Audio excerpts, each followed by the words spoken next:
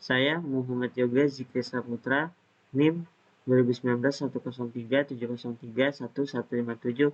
Di sini akan menyelesaikan paket tracer HSRP configuration buat. Sebelum itu saya akan jelaskan tentang sedikit HSRP. HSRP, Host and Redundancy Protocol, adalah sebuah protokol redundansi standar Cisco yang menetapkan sebuah router yang secara otomatis mengambil alih jika router yang lain gagal. Di dalam HSRP mendefinisikan dua status router, yaitu router aktif dan router standby. Router standby digunakan sebagai redundansi dari router aktif jika router aktif gagal merouting. Intinya, ketika salah satu router down yang dikonfigurasi HSRP, link pada jaringan tersebut akan tetap berjalan, yang karenakan IP gateway yang dikenal host adalah virtual router. Selanjutnya, di sini ada address table, di mana ada device, interface, IP address, dan default gate. Nah, ini topologinya ada router 1, router 2, router 3, ada internet, web server, PCA, PCB, switch 1, dan switch 3. Nah, ini kita diminta untuk mengkonfigurasi HSRP active router, mengkonfigurasi HSRP router standby, dan verif HSRP. Diminta untuk mengkonfigurasi HSRP pada router 1 dan router 3, yang dimana berfungsi sebagai gateway default untuk host LAN 1 dan LAN 2. Konfigurasi HSRP itu membuat gateway virtualnya yang menggunakan alamat gateway default yang sama host di kedua LAN. Jika satu router gateway menjadi tidak tersedia, router kedua akan mengambil alih menggunakan alamat gateway default yang sama yang digunakan oleh router pertama. Karena host pada LAN dikonfigurasi dengan alamat IP gateway virtual sebagai gateway default, host akan mendapat kembali konektivitas ke jaringan jarak jauh setelah HSRP mengaktifkan router yang tersisa. Part 1, kita diminta untuk verif connectivity.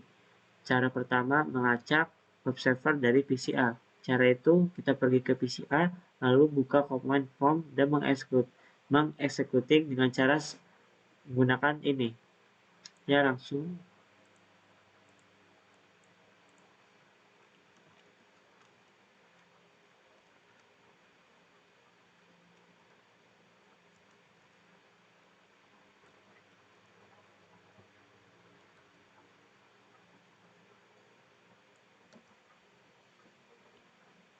Nah, setelah selesai, device yang berada dari PCA ke web server, kita bisa melihat dari IP-nya.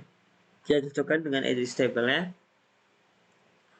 Yang pertama, 192.168.1.1 ini bisa dilihat sama dengan router 1. Selanjutnya, 10.1.1.2 sama dengan router 2. Yang ketiga itu 10.1.1.2 itu sama dengan iNet.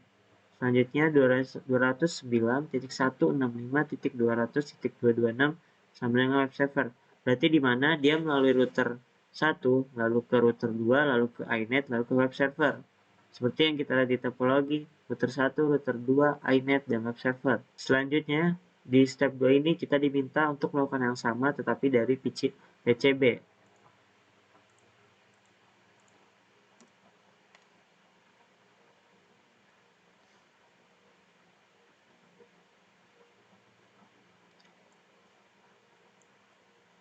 Nah, kita juga bisa melihat lagi, yang pertama ini, IP-nya ini sama dengan router 3.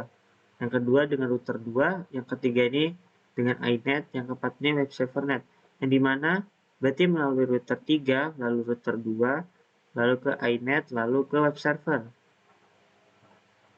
Yang kita bisa lihat di topologi ini berarti dari router 3 dia ke router 2, ke iNet, lalu ke web server. Selanjutnya, step 3 ini kita diminta untuk mengamati di router 3 bila garis ini tidak ada atau kita hapus. Step pertama kita disuruh untuk menghapus antara router 3 dan switch 3. Lalu kita diminta untuk melakukan trace kembali di PCB dengan cara yang sama. Nah, sudah selesai. Apa yang membandingkan compare dua output step ini? Nah, kalau yang kita bandingkan dari step yang kedua ini, nah karena ini sudah kita rusak, maka dia munculnya menghasilkan request timeout karena jalur itu sudah tidak ada. Selanjutnya kita memasangkan kembali switch 3 ini dengan gigabit 02, router 3 dengan 00, lalu fast forwarding. Setelah itu part 2 ini kita diminta untuk mengkonfigurasi HSRP aktif dan standby router, yang dimana step pertama ini kita diminta mengkonfigurasi HSRP di GHz 1 LAN interface di router 1 dengan cara memasukkan interface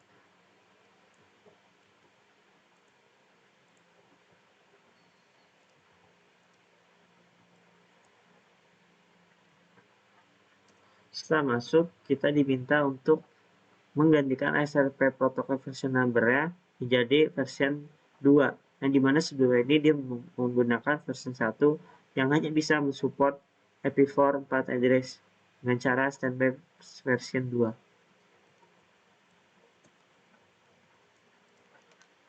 Di bagian saya ini kita diminta untuk mengkonfigurasi IP address ini dari virtual default gateway, yang dimana alamat ini harus dikonfigurasi pada semua host memerlukan layanan gateway default untuk menggantikan alamat antarmuka fisik dari router yang sebelumnya telah dikonfigurasi pada host dengan cara mengganti IP-nya.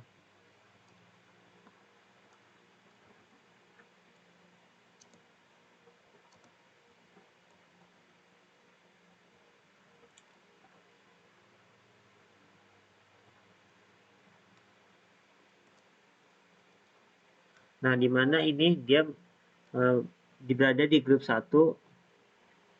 Nah, sekarang sudah IP-nya sudah terganti dan menjadi router aktif. Nah, bagian D ini kita di mana? Nah, bagian D ini kita di mana diminta untuk mengganti yang nilainya 100 menjadi 150. Defaultnya itu dia 100. Kenapa sih diganti? Kenapa sih diganti? Karena untuk menentukan router aktif dalam grup HSRP, router ini digunakan sebagai perangkat gateway. Jadi kalau jalurnya itu gagal, nanti ada prioritasnya. Nah, prioritas nilai itu ya nanti kita set menjadi segini, menjadi 150.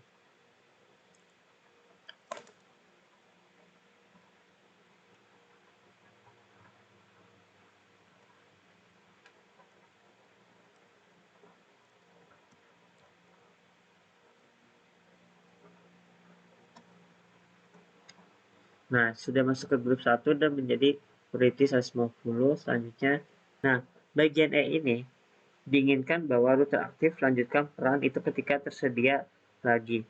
Konfigurasi untuk mendahului layanan router siaga, router yang aktif akan mengambil alih peran gateway saat dapat dioperasikan kembali.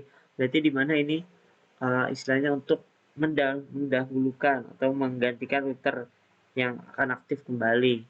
Dengan lalu kita eksekusi langsung.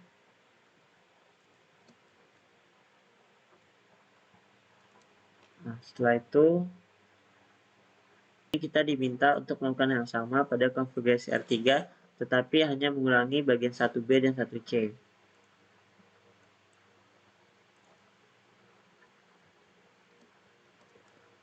Dan interface antarmukanya itu dia kalau router 3 itu yaitu dia di GHz 0.0.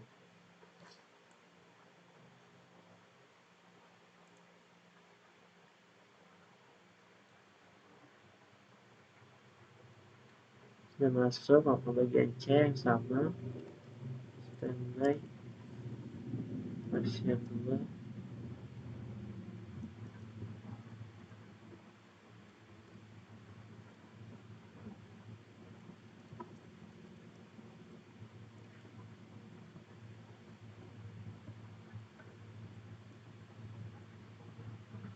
Setelah ini udah masuk grup 1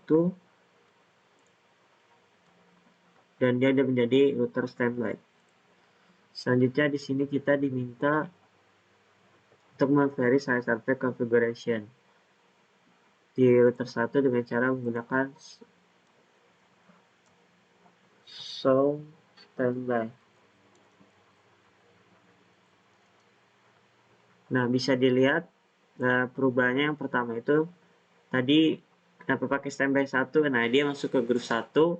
Nah, yang pertama perubahannya pada version 2, terus statusnya udah menjadi status router aktif, yang dimana dia udah mendapatkan pre-mentionnya ini udah aktif juga, udah enable, dan standby router itu di 192.168.1.3, yaitu di router 1. Setelah itu priority-nya juga dia udah menggunakan priority 150.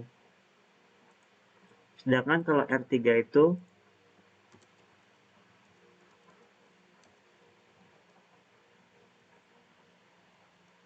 nah, setelah R3 itu yang kita ubah kan kalau R3 itu kan tadi hanya di step B sama C itu dia mengubah di version 2-nya, dan dia status siapa routernya tetap standby, yang dimana IP-nya router itu di router 3, IP address-nya, nah prioritasnya tetap 100. Selanjutnya kita tambahkan yang B, itu welcome brief.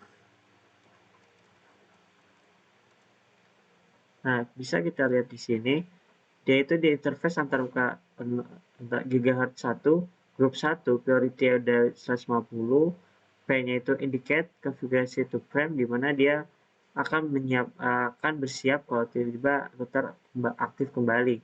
Nah, statusnya aktif, standby-nya itu di IP di router 3, struktur IP-nya seperti udah sama.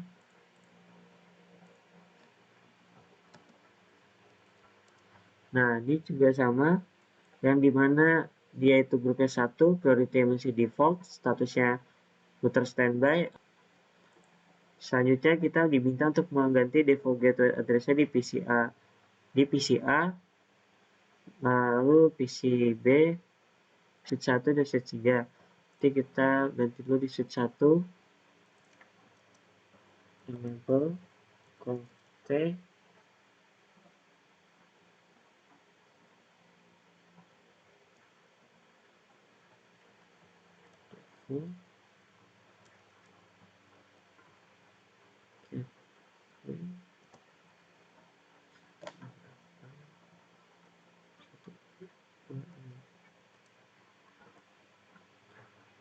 ini sudah.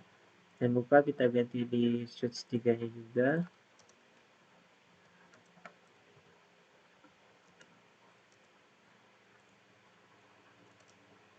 Lalu kita ganti di PCA nya, IP configuration nya menjadi 254. Ini juga sama.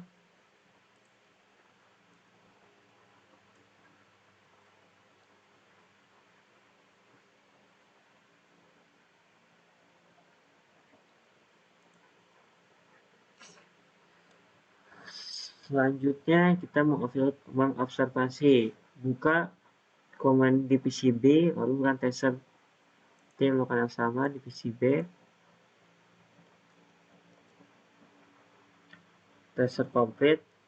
Bisa dilihat ya perbedaannya itu, pertama tuh dia di router 3, tapi sekarang router 1, karena router 3 ini menjadi router 3 ini tadi menjadi router standby, sedangkan ini menjadi router aktif, jadi menjadi router 1 di sini. Selanjutnya break the LAN to R1, kita menghapus 1, lalu melakukan tracer juga. Sebelumnya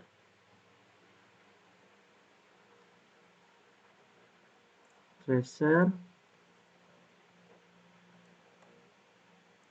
Nah, jadi kenapa seperti ini? Karena kan awalnya router 3 ini jejaknya itu router 2, iNet, dan web server. Nah, sekarang sedangkan router aktif ini dia sudah tidak, dia bisa connect hanya router 3 dan langsung ke web server. Dan router 1, router 2 itu tidak terkoneksi. Ini kita diminta untuk menghapus R1, di mana menghapus dari router 1 dan switch 1. Setelah kita menghapus, kita diminta untuk menghapus dari PCB.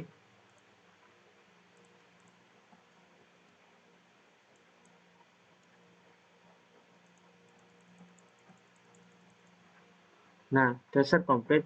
karena sudah menggunakan mengkonfigurasi SRP, dan jejaknya di awal kan hanya router 3, router 2, iNet, dan web server. Sedangkan sekarang bisa karena router 1 ini sudah aktif, jadi dia bisa beralih ke router 1. Selanjutnya, nah, apa sih perbedaannya? Awal itu kan melalui router 3, router 2, iNet, dan web server. Nah, router 3 itu kan tadi awal itu digunakan sebagai gateway hop pertama dalam jejak ini, bukan F1. Kita kembalikan lagi.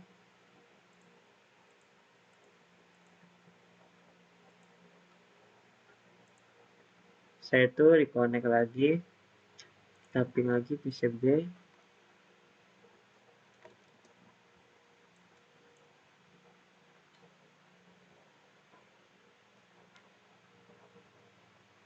Nah, bisa dilihat kecepatannya tadi pasti kalau kita perhatikan ada dua perbedaan. Yang ini tuh mungkin agak lama karena dia tuh membutuhkan waktu untuk mengkonekkan lagi, karena ininya jalur web itu sudah dihapus. Sedangkan yang kok terkonek antara ini semuanya terkonek, dia cepat karena dia memulainya dari router 1 sebagai gateway-nya lagi, makanya dia cepat.